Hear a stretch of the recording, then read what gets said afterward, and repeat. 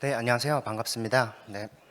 Hi everyone. It's great to meet you all. I'm JB Kim, one of the core blockchain developers at Crescent Network. I'll be presenting about Cosmos SDK for beginners, and for about 15 to 20 minutes. And this session is for developers who are not really familiar with Cosmos SDK. But I apologize. This presentation will be delivered in Korean as well. So apologize for those people who don't know Korean and who expect this presentation to be delivered in English. 네, 이제 크레센트 코어 개발팀에서 모듈 개발을 하고 있는 김준범이라고 합니다. 지금부터 약 20분 정도 이제 코스모스 SDK 코스모스 SDK를 이해하기 위해서 필요한 기초적인 부분들을 좀 설명을 드리고자 하는데요.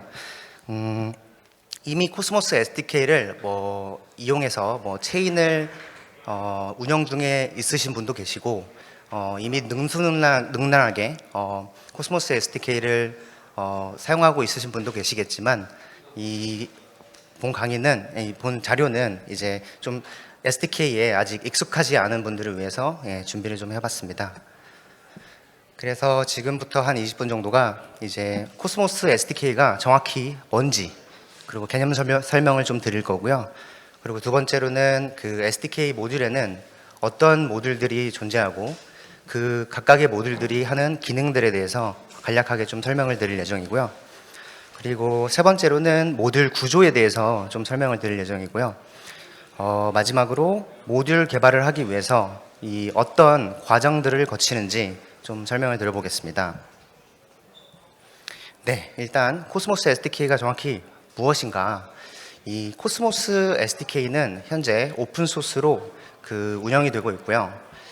고라는 언어로 프로그래밍 언어로 작성되어 있습니다. 그래서 코스모스 SDK를 정확히 이해를 하고자 하시는 분들은 기본적인 컴퓨터 프로그래밍 지식이 있어야 하고요. 고 언어에 대한 이해가 동반돼야 됩니다. 그리고 코스모스 SDK는 현재 한 번이라도 이제 기여한 사람의 기준으로 300명이 넘는 기여자가 있고요. 약 4,300의 스타 표시가 되어 있습니다. 네, 코스모스 SDK는 프레임워크이자 이제 소프트웨어 도구 모음집입니다. 어떤 도구들을 가지고 있냐면은 블록체인, 그러니까 지분 증명 방식의 블록체인을 좀 손쉽게 개발할 수 있도록 도와주는 도구를 이제 모아놓은 도구인데요. 이 도구들을 각각 모듈이라고 부릅니다. 그래서 저는 좀 코스모스에 익숙하지 않고 이제 블록체인에 좀 잘 모르시는 분들이 저에게 이제 코스모스 SDK가 뭐냐 좀 쉽게 설명해 달라라고 하면은 조립식 자동차, 조립식 레고를 만드는 약간 그런 식으로 표현을 합니다. 그래서 어렸을 때 한 번씩 다들 레고를 사보신 적이 있을 거예요. 조립식 자동차를 사면은 각각 미리 만들어진 부품들이 있거든요. 그래서 그 부품들을 조립 설명서에 따라서 하나하나 조립해 나가면은 이제 완성된 자동차를 볼 수 있는데요. 마치 이 미리 만들어진 이 부품들을 코스모스 SDK에서는 모듈이라고 부릅니다. 그래서 이 지분 증명 방식의 블록체인을 만들 때 필요한 부품들, 이 모듈들을 이제 각각 커스텀하게 만들어서 블록체인을 만들 수 있는 거라고 보시면 되고요. 이 코스모스 SDK는 텐더민트라는 이제 엔진을 사용하고 있습니다. 이 합의 알고리즘이죠. 그래서 이 화면에 보시면은 맨 위에 스테이머신이라고 해서 이 코스모스 SDK를 이용해서 스테이머신 어플리케이션을 만드는 거고요. 그리고 그 아래쪽 보시면 합의 알고리즘과 네트워킹 레이어가 있는데 이 부분이 텐더민트 코어 영역입니다. 그래서 이 부분은 신경을 쓰지 않으셔도 되고 SDK를 개발할 때는 디폴트로 텐더민트 코어를 사용하고 있기 때문에 손쉽게 신경을 쓰지 않아도 블록체인을 만들 수 있습니다. 네, 그래서 말씀드렸다시피 코스모스 SDK는 컴포저블하다. 이제 원하는 모듈들을 가져다가 장착하고 빼고 커스텀하고 할 수 있게끔 구조가 잡혀져 있고요. 또 스마트 컨트랙트, 이더리움 쪽에서 뭐 스마트 컨트랙트를 개발하시다가 오신 분들은 좀 궁금해하실 수 있어요. 이제 코스모스 SDK 어플리케이션 개발하는 게 뭐가 다르냐 하면은 기본적인 아키텍처부터 좀 다릅니다. 그 이더리움 같은 경우는 스마트 컨트랙트를 개발할 때 이더리움 블록체인이 있죠. 그 안에 이제 가상 머신이 존재하는데 그 가상 머신이 이해할 수 있는 언어로 작성이 돼야 되고요. 그 가상 머신이 가진 제약사항들을 맞춰서 그 제약사항들에 따라서 스마트 컨트랙트를 작성하고 배포해야 됩니다. 그로 인해서 여러 가지 문제점들이 있는데요. 이 반면에 SDK 앱 개발은 이 전 페이지에서 보여드렸다시피 그 하나의 어플리케이션을 이제 코어 땅과 같이 만들기 때문에 이 코어와 긴밀한 통신이 가능하고요. 그리고 뭐 스마트 컨트랙트 같은 경우는 이제 한 가지 예로 들면 그 제가 배포한 스마트 컨트랙트가 아니더라도 이 이더리움 블록체인 내에서의 뭐 제한사항 그리고 어떤 서비스가 굉장히 유명해짐에 따라 뭐 트랜잭션이 많아지면 제 서비스, 제 스마트 컨트랙트가 아닌데도 불구하고 영향을 받습니다. 그래서 성능에 좀 제한이 있을 수 있다. 트랜잭션이 많아지면. 그리고 좀 더 유연하지 않다. 그래서 이제 애플리케이션 개발할 때는 자동화를 실행할 수 있는 코드를 삽입할 수가 있거든요. 그래서 스마트 컨트랙트에서는 안 되지만 이제 SDK 앱 개발에서는 이제 자동화를 시킬 수 있는 실행 코드까지도 삽입할 수 있다. 네, 그래서 첫 번째로 코스모스 이제 SDK를 최초로 이용해서 이제 런칭한 프로젝트가 이제 여기 계신 분들이 모두 아시는 코스모스 허브 이제 아톰이라는 코인을 가지고 있는 프로젝트고요. 이제 2019년도 5월 13일에 런칭을 했죠. 그 이외에도 이제 시간이 흘러서 지금 수많은 프로젝트들이 이 독립적인 코스모스 SDK를 이용해서 독립적인 체인을 운영하고 있고요. 저희 크레센트도 마찬가지로 디파이 영역에서 혁신을 일으키기 위해서 많은 개발과 연구와 이제 도전을 하고 있습니다. 네, 이제 SDK 모듈에 대해서 알아볼 텐데요. 어떤 모듈들이 존재하는지 그리고 각각의 모듈은 어떤 기능을 하는지 알아보겠습니다.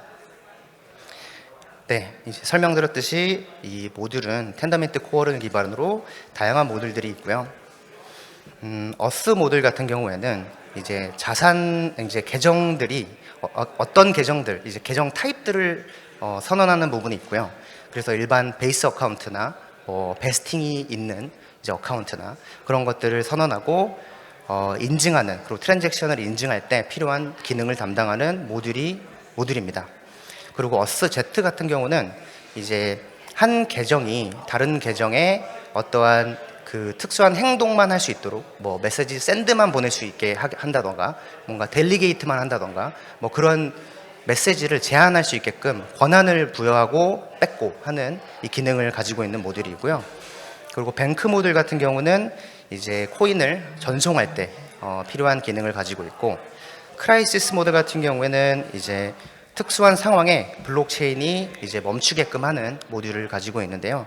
보통 이제 인베리언트 체크라고 이제 변하면 안 되는 이제 값들, 예를 들어 인풋 값이 있는데 어떤 계산 로직을 수행한 후에 그 아웃풋 값이 이 오차 범위가 1% 미만이어야 되는데 만약에 넘어갔을 경우 굉장히 크리티컬한 버그로 이루어질 수 있다고 판단되면 이 크라이시스 모듈을 이용해서 이제 인베리언 체크를 함으로 인해서 블록체인이 멈추게끔 할 수 있습니다. 그리고 디스트리뷰션 모듈 같은 경우는 이제 이 지분 증명 방식의 블록체인에서 스테이킹이라는 행위를 하기 때문에 그 스테이킹을 함으로 인해서 리워드를 받습니다. 그때 이 리워드를 분배할 수 있는 기능을 담당하고 있고요.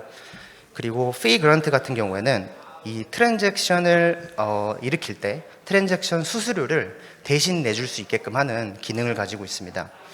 그리고 IBC 모듈은 뭐 코스모스의 핵심이죠. 예, 블록체인 간의 소통이 가능하게끔 하는 기능을 가지고 있는데요.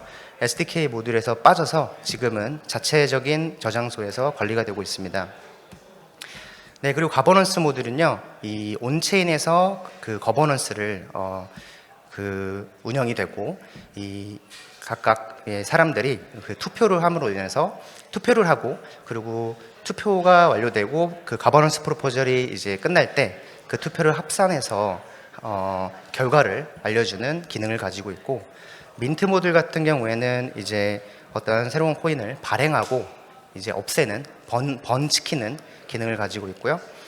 그 슬래싱 모듈 같은 경우는 검증인들이 이제 어떠한 악의적인 행동을 했을 때 뭐 블록을 생성하지 못하거나 그리고 뭐 이중 서명을 하거나 같은 행위를 했을 때 자산을 삭감하는 슬래싱한다고 표현하거든요. 그래서 페널티를 부여하는 기능을 담고 있는 모듈입니다.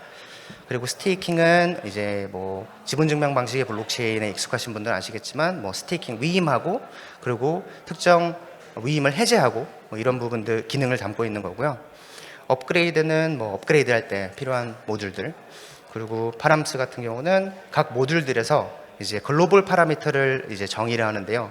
이는 가버넌스 프로포졸로 이제 수정하고 뭐 추가하고 뭐 업데이트도 하고 하는 걸 할 수 있거든요. 그 부분을 담당하고 있습니다. 네, 이제 모듈 구조에 대해서 본격적으로 알아볼 텐데요. 모듈 구조는 먼저 프로토라는 파일이 있습니다. 이 프로토 파일은 프로토콜 버퍼스라는 거의 약어인데요.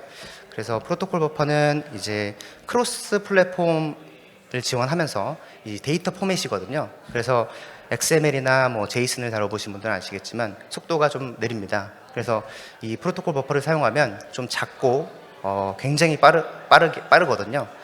그래서 구글에서 개발을 했습니다. 그리고 이 프로토콜 버퍼의 특징이 이제 이런 .프로토라는 파일들을 메시지를 정의를 하면 수많은 프로그래밍 언어에 맞게끔 빌드를 할 수가 있습니다. 그래서 이 한 번 정의를 해놓으면 고 언어로도 되고 자바스크립트 언어도 되고 파이썬 뭐 C++ 언어에 맞게끔 그 프로토 컴파일러로 빌드를 할 수 있습니다. 그리고 X라는 폴더가 있는데요. 이 X라는 폴더 안에 제가 전에 코스모스 SDK 모듈들에 대해서 설명을 드렸잖아요. 그 모듈들이 다 존재합니다.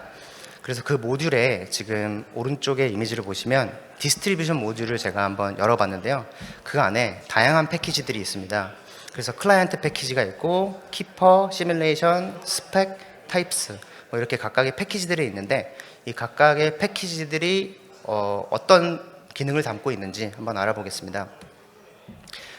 클라이언트 패키지 같은 경우에는 그 개발자분들이 익숙하신 그 터미널 상에서 그 CLI, 커맨드 라인 인터페이스로 뭐 블록체인과 소통할 수 있는 트랜잭션을 날리고 정보를 쿼리하는 부분들을 담당하고 있는데요. 그 부분의 구현을 담고 있는 패키지라고 보시면 됩니다. 그리고 키퍼는 이제 그 모듈 개발에서의 핵심인데요. 그 블록체인의 상태 관리를 해주는 부분입니다. 그래서 이 상태 관리는 이 키퍼마다, 이 모듈마다 다 각각 있어야 하고요. 그래서 스토어에 뭔가를 접근해서 그 데이터, 이 상태를 읽고 쓰고 뭐 업데이트 시키고 딜리트하고 그리고 데이터를 이터레이션을 돌면서 각각 가져올 수 있게끔 하는 역할을 하고 있습니다. 그래서 오른쪽에 보시면 기본적인 구조는 이제 키퍼 안에 뭐 제네시스 키퍼, 메시지 서버, 뭐 gRPC 쿼리 이런 식으로 되어 있는데 모듈의 특성에 맞게끔 이제 각각의 폴더가 좀 더 파일이 많아질 수 있습니다. 키퍼를 정의할 때는 기본적으로 키퍼.co라는 곳에서 정의를 하는데요. 이 키퍼 타입 정의할 때 이제 각각 스토어를 이제 관리를 하잖아요. 그 관리를 할 때 접근을 제한할 수 있게끔 각각의 스토어 키라는 걸 가집니다. 이거는 보통 모듈의 이름을 따라가는데요. 그래서 그 스토어 키가 있으면 이제 키로 사용을 해서 이제 그 접근을 하게끔 할 수 있게끔 하는 역할을 하고요. 그 코덱이라는 거는 그 어떤 구조체를 인코딩하고 디코딩하는 역할을 해주는 파라미터고요. 그리고 이 키퍼에서 뭐 예를 들어 디스트리뷰션 모듈의 키퍼에서 그 뭐 어카운트 키퍼를 사용하고 싶다, 뭐 어스 키퍼를 사용하고 싶다, 그 계정 정보가 필요하니까요. 그럴 때 여기서 키퍼를 이제 선언을 해주고 그 선언한 그 모듈에 있는 함수를 사용하는 것을 직접 선언을 해줘야 됩니다.